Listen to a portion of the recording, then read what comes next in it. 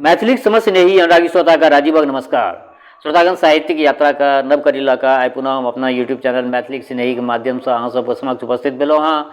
आजुक जे कथा यात्रा है, एहि कथा यात्रा का सूत्रधार छथि अपना मैथिली साहित्य का प्रतिष्ठित कालजयी रचनाकार राजकमल चौधरी जी।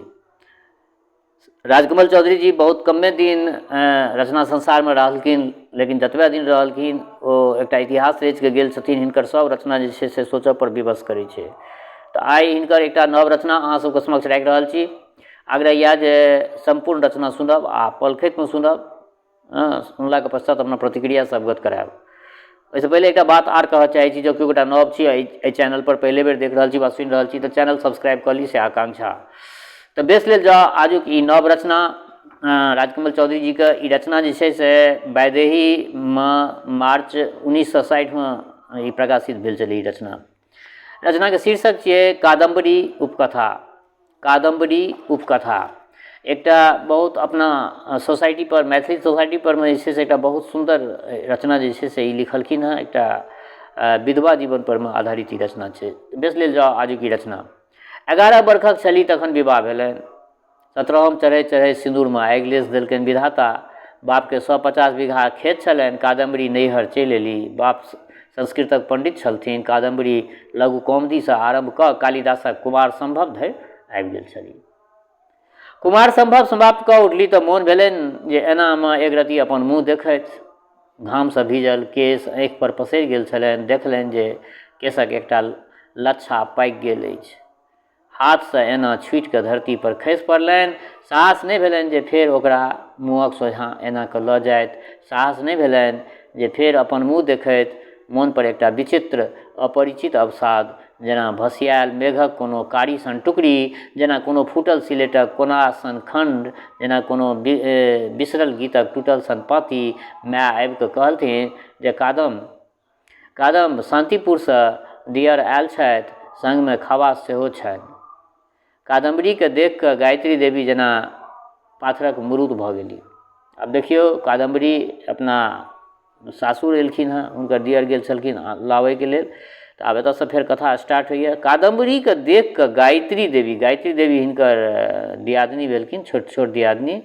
तऽ वएह एहिठमा वर्णन कऽ रहल छथिन जे कादम्बरी के देख कऽ गायत्री देवी जेना पाथरक मुरूद भऽ गेली। पाथरक मुरूदक भीतर प्रवाहित होबऽ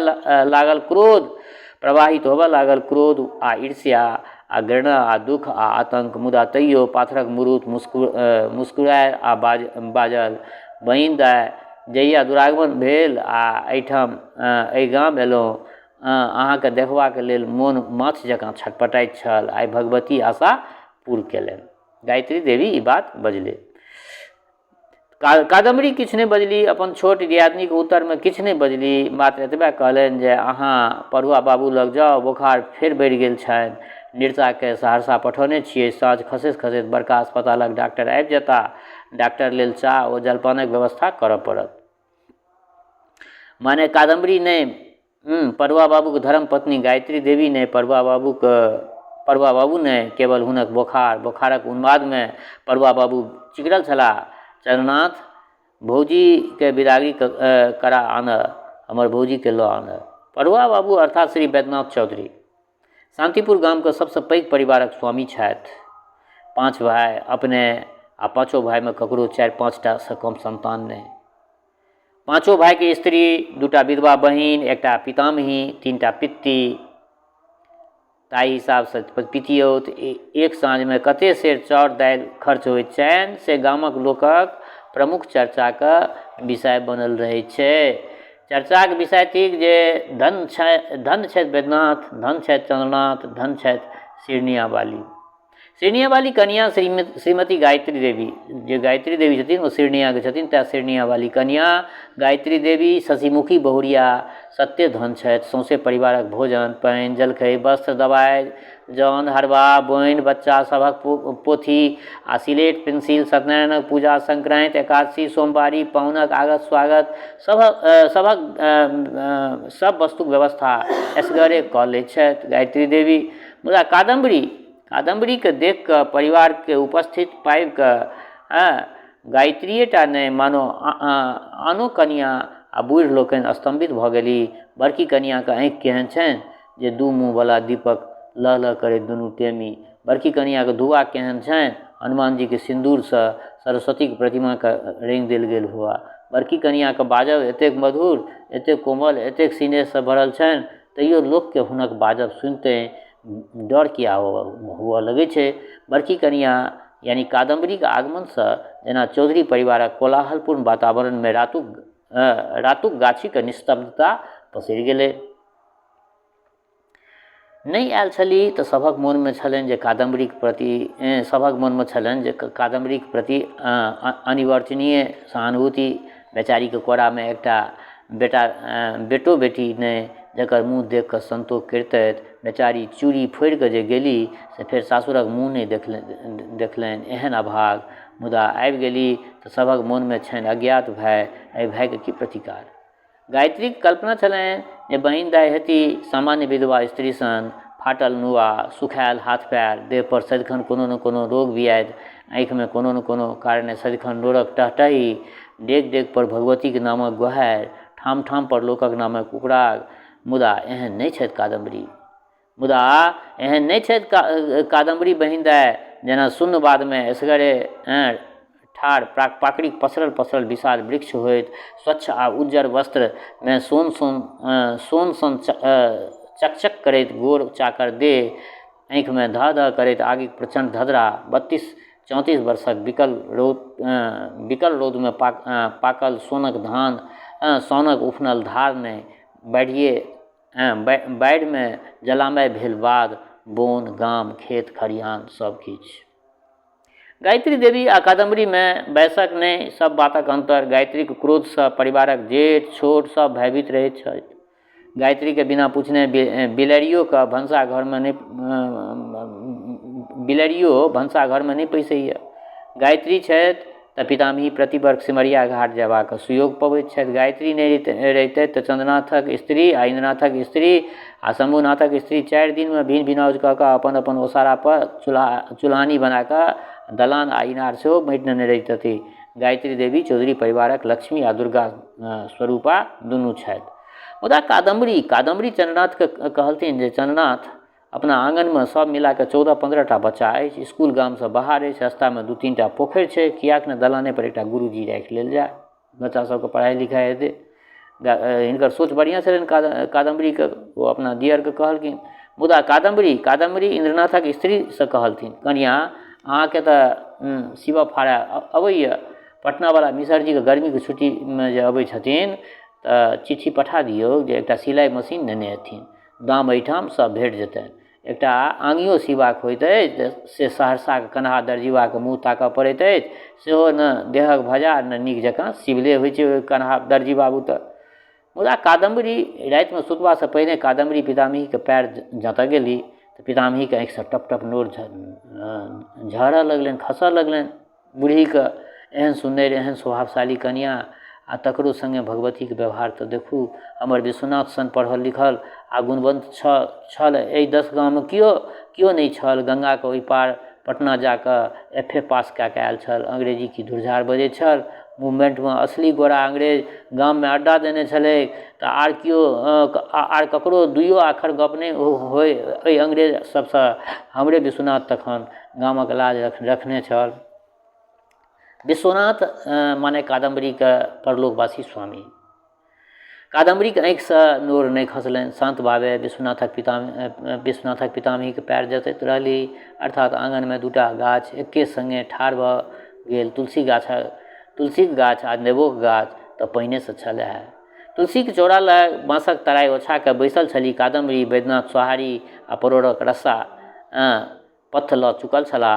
काल्हिसँ स्कूल जायब प्रारंभ करता। ओहिना हेडमास्टर लाल पियर होइत रहैत छनि हिनका पर, नहि जेता तऽ दरमाहा कटि जेतनि। भौजी, अहींके सेवासँ हमरा पुनर्जन्म भेल अछि। अहाँ नहि अबितहुँ तऽ गेले रही एहि बेर हम। एतेक वर्षक बाद अहाँके देखबाक सौभाग्य भेटल अछि। आब कहियो जाय नहि देब अहाँके, बुझि लिअ। वैद्यनाथके जे कादम्ब मोने छथिन, आइसँ 1 युग पहिने दुरगमनिया कनिया, जिनकर मुँह देख कऽ टोल पड़ोसक सब पुतौह छाउर भऽ गेल छलाह जरि कऽ। भनसाघरक मुखा पर ठाढ़ि गायत्री दियादनीक प्रशंसा सुनि रहल छलीह। नीक नहि लगलनि, नोनछा लगलनि, मुदा एकर ई अर्थ कथमप नहि जे गायत्री देवी स्वभावक जरनताइ अथवा मोनक पपियाइ छथि एतबे जे आनक सोझाँ अपन हीनता नहि सहल जाइत छनि। एक बेर कहि दियौन सुभद्राक भौजी एहिबेर 2 पथिया अम्मट पारने छथि आ दोसरे दिन देख लिअ बुढ़बा गाछीके सबटा बिज्जू आम आँगनमे पसरल अछि आ गायत्री उखड़िमे आम थकुचने जा रहल छथि। 3 पथिया अम्मटक बोर जाबऽ नहि हेतनि ताधरि नुआ धरि नहि बदलती गायत्री आदि आदि। ई सब हुनकामे गुणो छलनि। असल गप आरम्भ भेल जखन दरवाजा पर गुरुजीके व्यवस्था भेल आ कादम्बरी भोर आ साँझ बच्चाके आँगनमे जमा कऽ कऽ जय जय भैरव असुर भयाउनु पशुपति भामिनी मायाके प्रार्थना शुरू कऽ देलखिन। एक महिषक दाम 3 टका तऽ 4.5 महिषक दाम कतेक। सब प्राचीन कालके मिथिलामे एकटा राजा छलाह कीर्तिध्वज जनकसँ। एंग्री माने क्रोधी, एंग्री माने क्रोधी, क्रोधी माने जैन क्रोधी मास्टरनी काकी छथि। कोनो बच्चा ई बात बजलै। इंद्रनाथक जेठ बालक कमल बाजि उठल, वैद्यनाथ मास्टर छथि तऽ गायत्री देवी मास्टरनी काकी।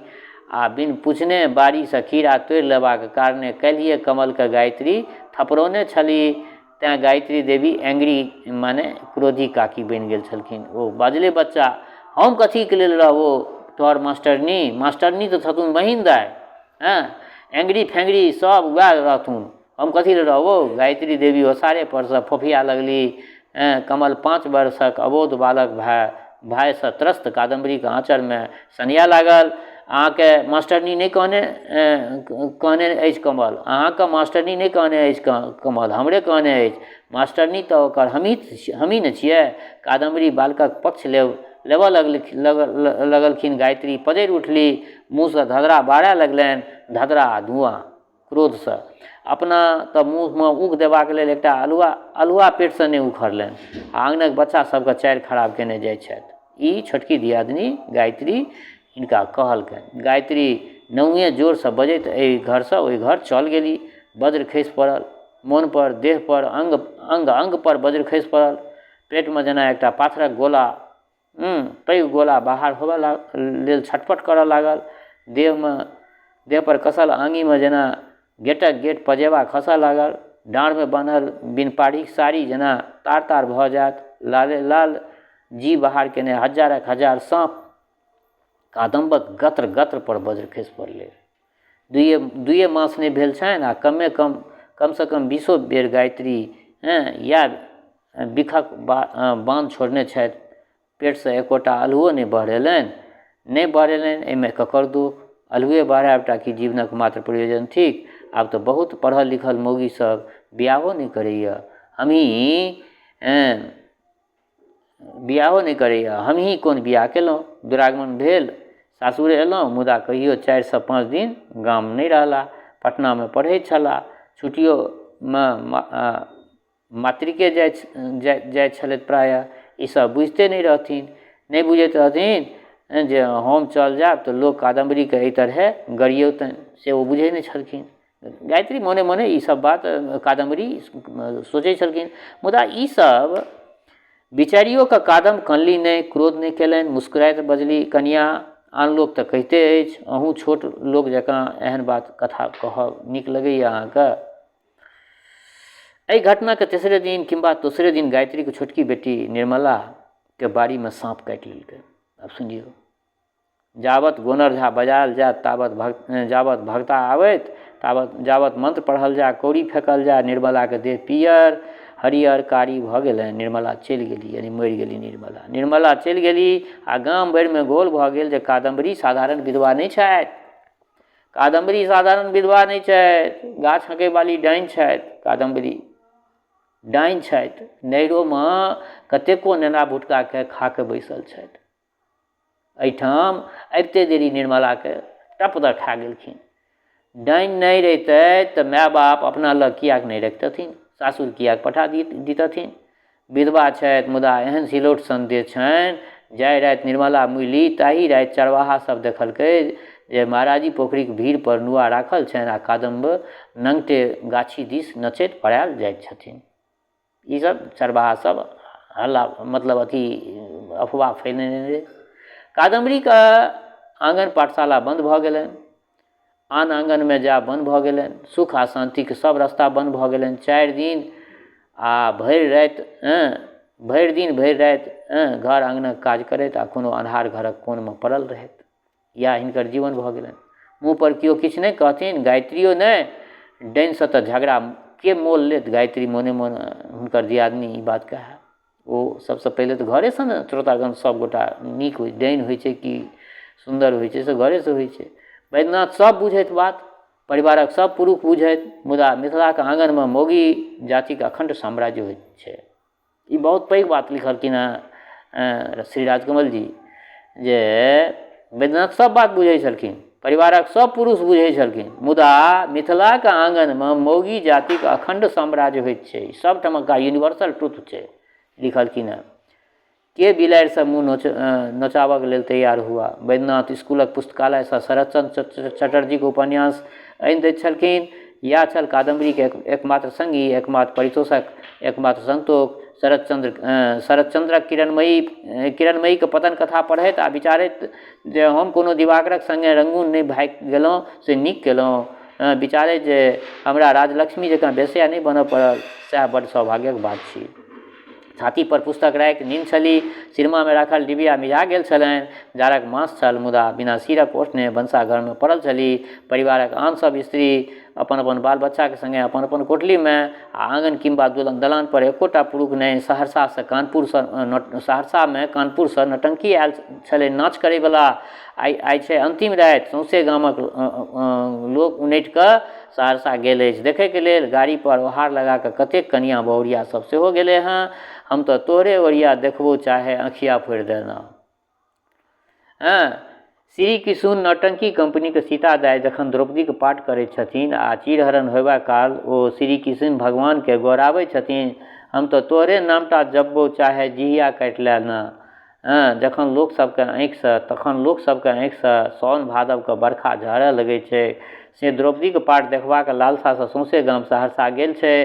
वैद्यनाथ चारू भाइ, खवास, अरबा, चरबा, समेतचंद सब गेल छै। दलान शून्य अछि, अन्हार पूरा दलान छै।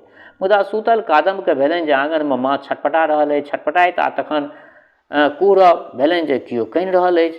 भाइसँ त्रस्त भऽ गेली। मैं फेर विचारलनि जे भऽ सकैए जे किछु कुकुर तुकुर हेतै, भूतो प्रेत हुआ। तैयो डर करैके कोन काज। कादम्ब इएह सोचलखिन जे डर करैके कोन काज, नीक होयत जे भूते हैत तऽ हमर प्राण लऽ लेत। दिया सलाई जरा कऽ डिबिया जरौलनि, उठली आ आँगनमे उतरली। अन्हरिया रातिक मध्यम छावमे देखलनि जे कोनो स्त्री आँगनमे ओंघरा रहल अछि। माछ जकाँ मृगी लागल, कुकुर जकाँ प्रसवासन गर्भवती स्त्री छटपटा रहल छलै। मोन पड़ि गेलनि। आइए भोरमे लुब्धा खवासक स्त्रीके पूछने रहथिन जे एतेटा पेट लऽ कऽ किया पानि भरै छँ गे। मुदा खवासनी आयत नहि तऽ सीधा कोना भेटतै खवासनीके। ई सब स्थिति छलै ओहि टाइममे मिथिलाञ्चलके। पानिभरनी सबके जे भेटै छलै ओहीसँ सीधा चलै छलै। गिरहतनी हमरा आँगनमे कोई नहीं है, मौगिए पुरुष सब नौटंकी देखऽ गेल है। गिरहतनी हम आब नहि बचबै। गिरहतनी एहि करटसँ ओहि करट अङ्गनामे ओघराइत लुब्धाके स्त्री बाजल। चित्कार सुनि कऽ गायत्री देवी सेहो अपना कोठलीसँ बहरा गेल। बहरेली निनायल आँखिसँ देखलनि एकटा मौगी आँगनमे छटपटा रहल अछि, दोसर मौगी लगमे ठाढ़। की कयल जाय से विचारि रहल अछि। एहिठाम पेट खोलबाक लेल छौ तोरा? आँगनमे कोनो कोनटा नहि भेटलौ? एहिठाम की तोरा लेल हम सोही घर बना कऽ रखने छियौ? एहिठाम गिरने छलऽ जे एहिठमा बोखरमे? जो भाग एतऽसँ, आइए आँगन निपने छी, भाग एहिठमासँ। गायत्री देवी अधिकारपूर्ण स्वरे बजली आ आँगनमे आबि कऽ ठाढ़ भऽ गेली ओहिठमा छोटकी दियादनी। मुदा लुब्धाके स्त्रीके तऽ कोनो बातक होश नहि। प्रसव वेदनासँ गत्र गत्र टूटल जाइत छलै। आगिसँ जरैत बाँसक पोर जकाँ देहक जोर चटपटा रहल छलै। बेहोश अछि आ कोनो बातक होश नहि। बेहोश अछि आ लगैत छै जे चारू कात हरियर पियर बैगनी लाल कारी बत्ती जगमग जरि रहल छै। बेहोश अछि आ लगैत छै जेना ढोल पिपही बाजि रहल छै, नटुआ नाचि रहल अछि। नहि हमरा नहि बैलाउ छोटकी मलिकाइन, हमरा एहिठाम मरऽ दिअ। हम आब नहि बाँचब। लुगधाके स्त्री कुहरैत बाजल आ पेट जाइत कऽ छटपटाए लागल।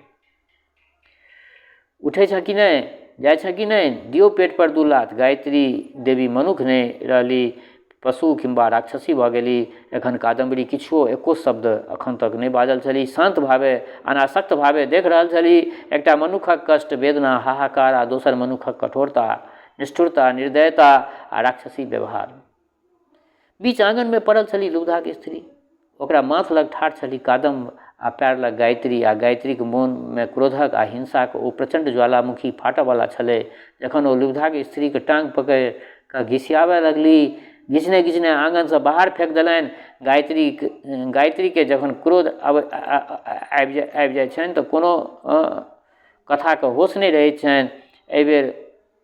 ओहि बेर चरना धानुकके बामे हाथे तेहन लोढ़ी मारलखिन जे 3 मास धरि अस्पतालमे ओगरलक।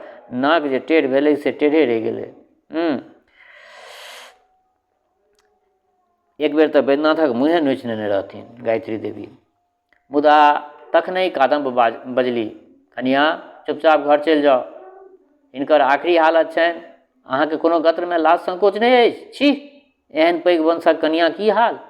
जाउ, तुरंत चल जाउ, हम अहाँके मुँह देखऽ नहि चाहै छी।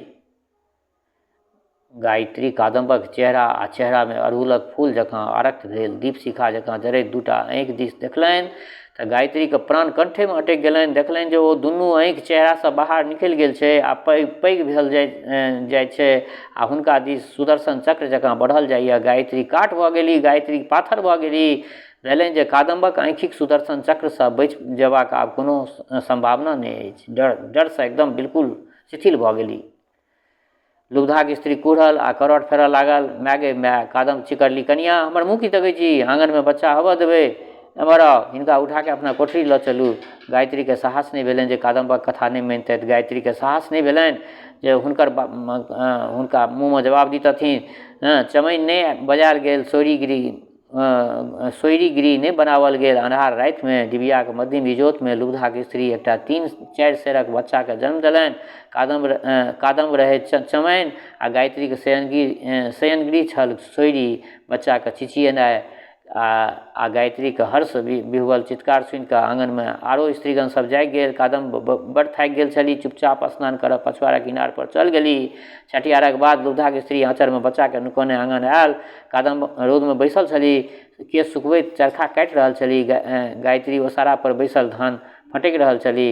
लुगधाक स्त्री अपना बच्चाके कादम्बक पैर लग राखि कऽ लजाइत बाजल, बड़की मेलकनि, अहाँ नहि रहितहुँ तऽ हम नहि बैसतहुँ एहि बेर, ना हमर ई बच्चा बैसतै।